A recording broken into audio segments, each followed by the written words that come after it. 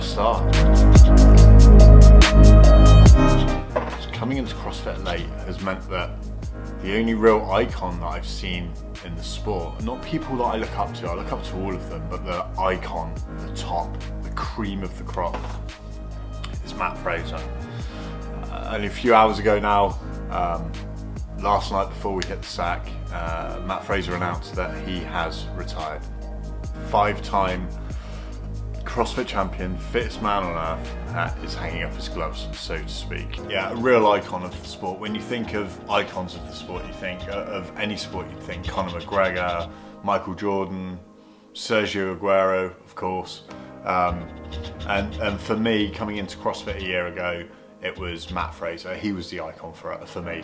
People would say about Rich Froning is the greatest of all time, but for me, I think, for me personally, it's Matt Fraser. So there's a couple of really cool things that make him stand out for me, and kind of personifies his hard work pays off tagline, if you will.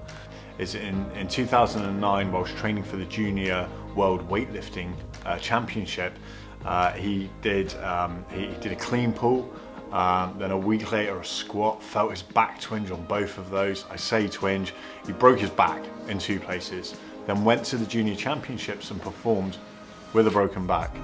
That's ridiculous. That's like, who does that? I haven't even got the words to describe how hard that must be.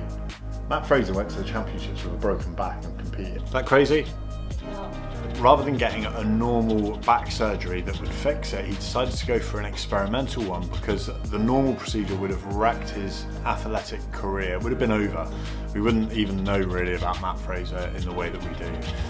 So he went for this experimental surgery, had to take a year out, although I think after about 4 or 5 months he was back training. But just the thought of breaking your back twice, having it re-broke during this experimental surgery, and then jumping back on the horse is exceptional and indicative of Matt Fraser's mindset for sure. So in 2014, he's gone to the CrossFit Games. He's come in 2nd place to Rich Froning.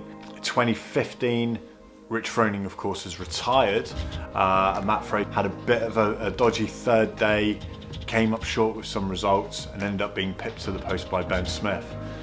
Now, I think that was a turning point for Matt, because he's on record as stating that year he had some bad habits, his diet wasn't great, he was cutting corners a little bit, slacking off, and had he won, being able to do those kind of things, then it wouldn't have pushed him on to become the person that he is, the athlete that he is.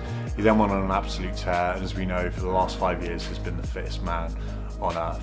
I think for me, the thing that I'm going to be left with from Matt Fraser is the HWPO, hard work pays off. That's a mentality that you can see all across the community. You often see the initials HWPO, you see it in Craig Ritchie's videos, you see it in a load of other creators' content at different gyms. It's definitely something that encompasses Matt Fraser's mindset. I think for me, watching the games last year with Elise, that one of the main images was this one of him and Tia doing Murph together, and crossing the line hand in hand. It was yeah, a pretty special moment and almost a bit of foreshadowing for the pair of them. Going forward, I think it opens up the field, and it could set a really exciting year. Athletes like Justin Medeiros, like Noah Olsen, like Ricky Garrard have now got this open platform to really take the baton and run with it. Dedication video to Matt Fraser. That man's the GOAT. In my opinion, he's the GOAT, and he will be missed. And I'm looking forward to seeing what his new YouTube channel looks like, and giving us a bit more of an insight into him and Sammy as a person on their next step of their journey. And that's it. So I'll see you on the next one.